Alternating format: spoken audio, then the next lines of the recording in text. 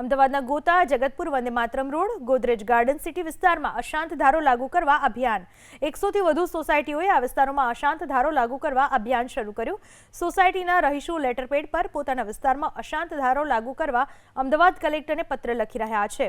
સોસાયટીના સભ્યો ધારાસભ્ય સાંસદ અને કોર્પોરેટરને પણ રજૂઆત કરશે। સ્થાનિકોની માંગ છે કે આ વિસ્તારમાં તાત્કાલિક ધોરણે અશાંત ધારો લાગુ કરીને હિન્દુ સિવાય અન્ય ધર્મના લોકોને મિલકતના વેચાણ પર પ્રતિબંધ લગાવવામાં આવે। આ અભિયાન શરૂ કરવાનું પાછળનું શું કારણ છે તેના વિશે વાત કરશે।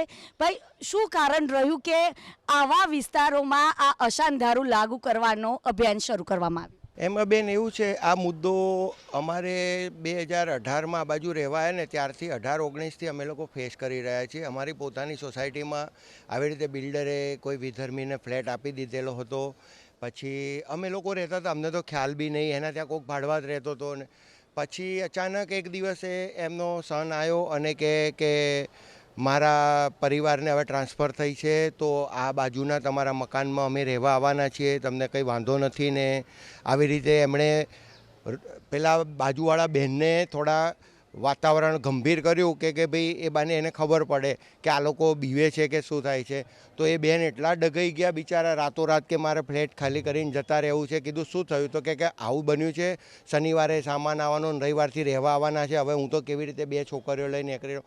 પછી અમે બધાએ આખું સોસાયટીનું એક સંગઠન કરીને અને બધાને મિટિંગ કરીને અને બિલ્ડરને વાત કરી, તો બિલ્ડરે બી હાથ અદ્ધર કર્યા કે મારાથી તો કંઈ આમાં થાય નહીં। અત્યારે જીઓ પોલિટિક્સ વિસ્તારની ચેન્જ થતી જઈ એવું મને લાગી રહ્યું છે। અમારી સોસાયટીની અંદર બી 2020-21ની અંદર આવો એક કિસ્સો આવેલો હતો, જેની અંદર વિધર્મી મકાન ભાડે રાખીને અહીંયા રહેવા આવી ગયા હતા અને ખબર બી નથી પડી। અમને બી 1 મહિના પછી ખબર પડી કે આ વિધર્મીને મકાન ભાડે આપવામાં આવ્યું છે। પછી એસોસિએશન અને સોસાયટીના સભ્યો સાથે મળીને મકાન ખાલી કરાવડાવ્યું અને દલાલો અમુક પોતાના સ્વાર્થ માટે વિધર્મીઓને ફ્લેટ ભાડે આપે છે અને વેચાવે છે। એ બંધ થવું જોઈએ અને અમારી સરકારને અને કલેક્ટર સાહેબને એવી વિનંતી છે કે આ અશાંત ધારો જલ્દીથી જલ્દી લાગુ કરવો જોઈએ। આ વિસ્તારની અંદર 330 ઉપર 350 સોસાયટીઓ છે જે ન્યૂ એસજી રોડ કેએન સિટીની અંદર આવેલી છે અને અમને ઘણી સોસાયટીઓમાંથી એવા મેસેજ બી મળે છે કે ભાઈ અહીંયા આગળ આ રીતના આ ધર્મના લોકો બધા રહે છે, રહેવામાં અમને કંઈ વાંધો નહીં, પણ જે અમુક જે નુસન્સને બધું જે થતું હોય છે એના હિસાબે જે અત્યારે હાલમાં આપણે સિટી એરિયામાં કે ગમે તે જોઈએ એ એરિયા અહીંયા પર થવા નથી દેવું।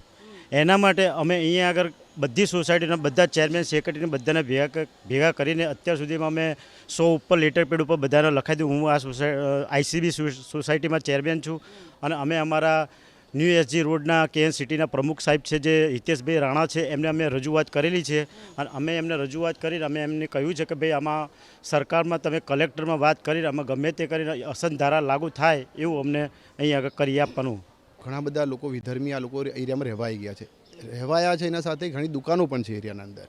તો આ બધા ચેરમેનો જ્યારે તકલીફમાં પડે એટલે રહેવા આવે એટલે એ લોકોની રીતિ રિવાજ અલગ હોય રહેવાની, એ લોકો કોઈનું માનતા ન હોય। હવે જ્યારે દેવનંદનની વાત કરું તો દેવનંદનમાં જ્યારે રહેવાયા ખાલી કરવાની વાત થઈ તો એ વિધર્મી બેને સોસાયટીના ચેરમેન ઉપર કેસ કરેલો, એ બી છેડતીનો કેસ કરેલો।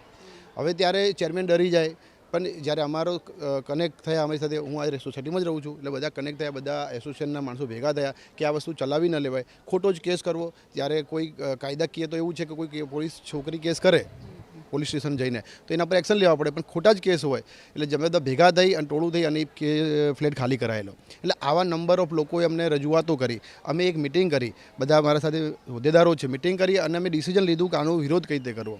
તો એકલો વિરોધ કઈ રેલી કરીને કરવો, કઈ રીતે કરવો એ બી અમે કર્યું અને બધા સંગઠનો સાથે મળીને પણ વિચાર કર્યો કે આને કાયદાકીય તો અમે બધા સોસાયટીના લેટરપેડ ઉપર અમે કલેક્ટરશ્રીને રજૂઆત કરી છે। 100થી વધારે સોસાયટીઓના લેટર આવી ગયા છે અને 100-150 સોસાયટીના લેટરપેડ ઉપર અમે કલેક્ટરને, ધારાસભ્યશ્રીને અને આપણા સંસદ સભ્યશ્રીને આ રજૂઆત કરીશું કે આ એરિયાના અંદર અમને આ વસ્તુની સંરક્ષણ આપો, કેમ કે ભવિષ્યના અંદર એક ભયનો માહોલ ઊભો થાય, ડરનો માહોલ ઊભો થાય।